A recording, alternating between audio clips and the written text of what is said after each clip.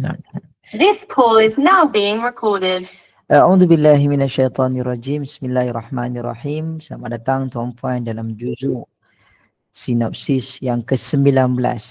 Kita dipaparkan untuk juzuk 19 dengan 3 surah, iaitu sambungan daripada surah Al-Furqan ayat 21 sehingga 77.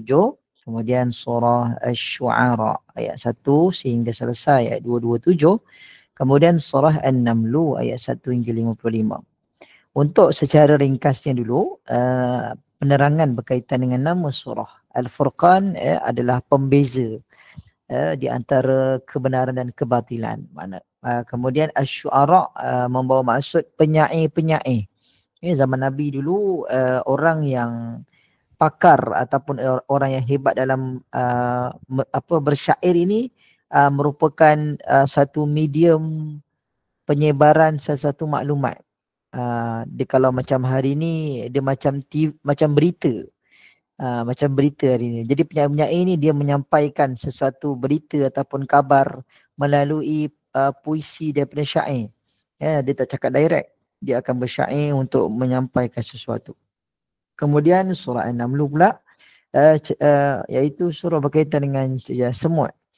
Maka tuan-puan dirahmati Allah Subhanahu Wa Taala, mari kita tengok satu persatu. Untuk surah Al-Furqan, Allah memberitahu beberapa poin, beberapa perkara tentang surah Al-Furqan ini, menjelaskan 5 poin yang saya kira Allah sebut kalau kita nak berdakwah, nak memperingatkan manusia kepada Allah, boleh tengok pada ayat Quran.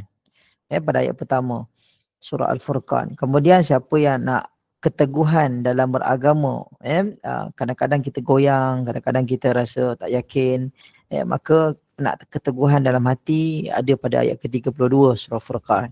Kemudian hakikat penjelasan mengenai sesuatu perkara, maka boleh dijumpai juga dalam Quran pada ayat 33 surah Furqan. Kemudian siapa yang nak peringatan dan juga pengajaran, boleh tengok pada ayat 50 surah Furqan. Dan siapa yang ingin berjihad dan mendapatkan panduan jihad dalam Quran pada ayat 52. Kemudian permulaan pula surah Asy-Syu'ara, yang mana tadi saya dah sebut syu'ara ini membawa maksud para penyair. Golongan penyair ini memainkan peranan yang sangat penting mempengaruhi manusia pada zaman Nabi Muhammad SAW. Mereka ini berperanan seperti media massa pada zaman kita hari ini. Kepentingan mereka ini mempengaruhi pandangan dan tindakan manusia. Macam mana hari ini tuan-puan, masyarakat kita dipaparkan, dihidangkan dengan hiburan, dihidangkan dengan konten-konten dan juga benda-benda yang bersifat melalaikan, maka ia secara tak langsung memberikan impak kepada masyarakat. Contohnya drama-drama, cerita-cerita yang memaparkan perkara yang tak sepatutnya, maka serba sedikit ianya memberikan kesan. Contoh apa? Cerita yang popular di masyarakat hari ini untuk anak muda lah. Contohnya macam High Council, gaduh-gaduh dan sebagainya. Menyebabkan pengaruh tersebut nampak hebat di mata pelajar. Bila kita pergi program kan, kita tanya budak-budak, kenal tak watak-watak sekian ni dalam cerita ni? Mereka semua kenal, majoriti kenal. Dan mereka kata watak tu adalah watak yang hebat. Sedangkan watak tu dalam cerita High Council kan, contoh, mereka pembuli, mereka bergaduh dan sebagainya. Dan dilihat bahawa pembuli tersebut adalah satu hero ataupun satu benda yang wow, ni yang hebat. Menyebabkan pengaruh kepada generasi kita hari ini. Jadi sangatlah penting kita yang ada cucu ataupun yang ada anak, tuan-puan, kita kena lihat apakah perkara harian yang mereka tonton, yang mereka lakukan.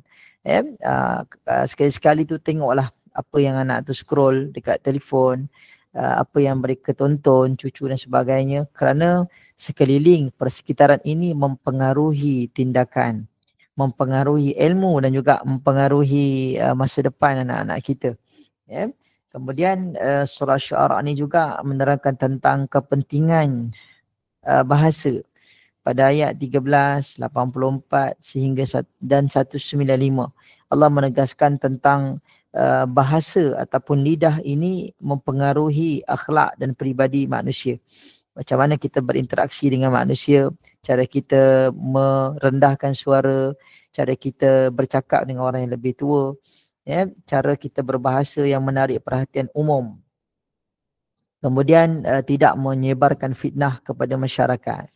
Kemudian dalam surah Syu'ara ni juga memaparkan kisah para anbiya juga, memperincikan kisah-kisah yang dilalui oleh para Nabi dan Rasul untuk apa? Untuk pengubat jiwa. Kalau kita ingat lagi tuan-puan, dalam juzuk-juzuk yang lepas, kita dipaparkan dengan banyak kisah-kisah Nabi. Untuk apa? Untuk mengubat hati Nabi. Nak bagi tahu dekat Allah, nak bagi tahu dekat Nabi Muhammad ni, wahai Nabi, ya, aku datangkan wahyu Quran ini, dalamnya ada cerita-cerita para Nabi dan Rasul, supaya nak bagi tahu kau tidak berseorangan. Dan cerita-cerita ini supaya bagi tahu perjalanan Nabi dan Rasul sebelum ni pun mereka lalui benda yang sama. Bahkan ada yang lebih dahsyat, ada yang lebih teruk, ya, dipulaukan oleh kaumnya sendiri. Antara kisah yang berlaku, antaranya kisah Nabi Musa alaihi salam. Ya, Nabi Musa ini pernah dia berasa takut kepada Fir'aun. Okay, maka Allah menurunkan ayat Quran untuk menenangkan Nabi Musa. Kemudian Nabi Musa juga berasa sempit pada dada dan lidahnya. Maka Allah sebut pada ayat 13 surah Syu'ara. Dan Nabi Musa juga pernah melakukan kesilapan, telah pun membunuh pegawai ataupun pegawai ataupun pembesar daripada kalangan orang kanan Fir'aun lah, cerita dia. Okay. Kemudian Nabi Musa juga pernah diancam untuk dipenjarakan oleh Fir'aun pada ayat 29. Kemudian Fir'aun memutuskan untuk membunuh Nabi Musa pada ayat 60 hingga 61. Kemudian ada juga diselitkan kisah berkaitan dengan Nabi Nuh AS, ya, diberi ujian yang paling berat selepas Nabi Musa. Iaitu Nabi Nuh AS ini diancam untuk direjam oleh kaumnya sendiri, Nabi Nuh, selepas 950 tahun berdakwah. Kemudian kisah Nabi Hud tentang cabaran kaumnya yang mencabar kekuasaan Allah dan ingkar. Kemudian Nabi Saleh AS, ya, kaum Nabi Saleh ini telah pun menyembelih unta yang dijadikan bukti kekuasaan Allah. Kemudian cerita Nabi Lut, kaum Nabi Lut AS yang melakukan kekejian yang tidak pernah dilakukan oleh makhluk lain sebelum daripada mereka. Ya, kaum Sodom ayat 165 hingga 166. Kemudian Nabi Syu'aib AS tentang kaumnya yang suka menipu dalam timbangan ayat 181 hingga 183. Kemudian saya lupa nak share. Kemudian surah An-Naml pula. Yang mana surah An-Naml ini memaparkan tentang mukjizat Nabi-Nabi. Mukjizat Nabi-Nabi, antaranya kita dipaparkan dengan cerita kisah Nabi Sulaiman dan juga pemaisuri dipanggil sebagai pemaisuri Sabak. Pemaisuri Sabak dalam Quran tak disebut nama Balqis ni. Nama Balqis, Ratu Balqis ni Israeliat sebenarnya. Okay, cuma disebut sebagai pemaisuri Sabak. Kerajaan Sabak waktu tu. Diperintahkan untuk beriman. Yang mana dalam kisah Nabi Sulaiman ni juga diceritakan tentang burung hudhud, ya, pada ayat 20 hingga 28. Pengajaran waktu mana Nabi Sulaiman mengumpulkan rakyatnya, mengumpulkan haiwan-haiwan, binatang-binatang ni, ada seekor makhluk yang tak datang sekali kumpul, iaitu burung hudhud. Rupanya burung hudhud ni datang, dia sedang mengintip kerajaan ataupun pemaisuri Sabak ni, satu kerajaan ni namanya kerajaan Sabak ni, rupanya ada ketua ataupun ada dia punya dipanggil sebagai kepala ataupun pemerintah yang belum beriman. Maka selepas daripada itu berlakulah penghantaran surat dan sebagainya. Akhirnya pemaisuri Sabak ini memeluk Islam. Okey. Jadi antara pesanan penting ataupun ibrah daripada pengajaran hari ini, ayat pilihan yang saya ambil adalah daripada surah An-Naml ayat 19. Ayat surah An-Naml ayat 19 yang memaparkan kisah di mana satu ketika Nabi Sulaiman bersama bala tenteranya nak melalui satu kawasan. Waktu tu kawasan tersebut sedang ada semut-semut yang sedang melalui jalan tersebut. Kisah dia pada ayat 19 kat sini. Dan untuk Sulaiman, pada ayat 19 kat sini, maka pada ayat 18. Ayat 18 ni bermula ceritanya apa? Hatta idza ataw ala wadin namli qalat namtu ya ayuhan namlu udkhulu masakinakum.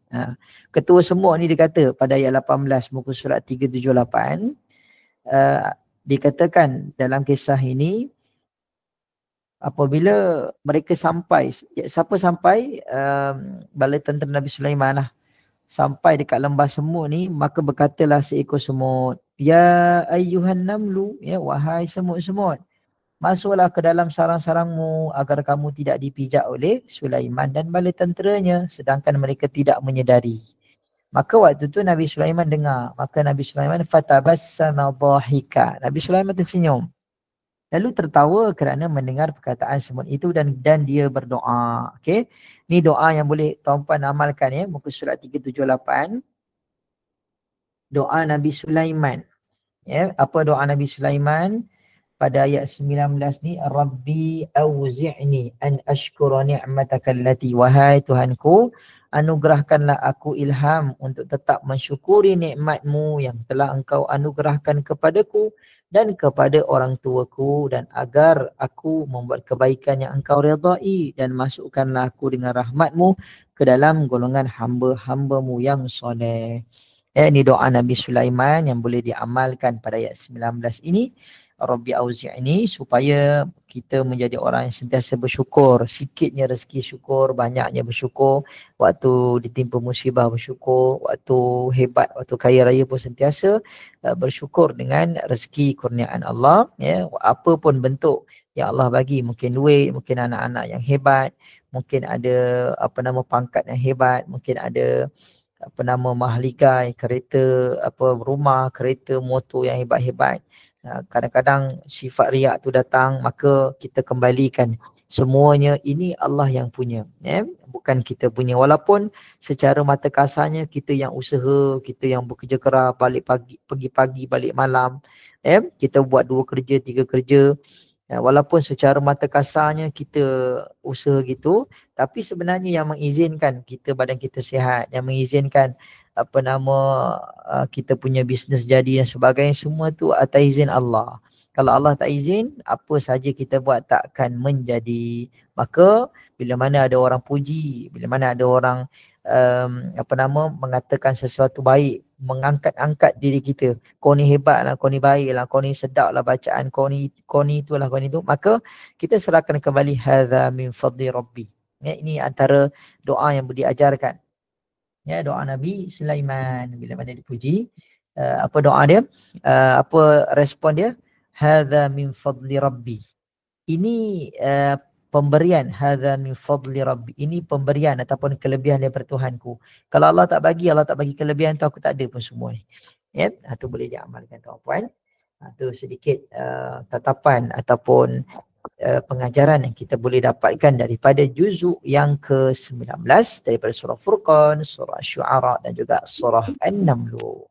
Okey, baik.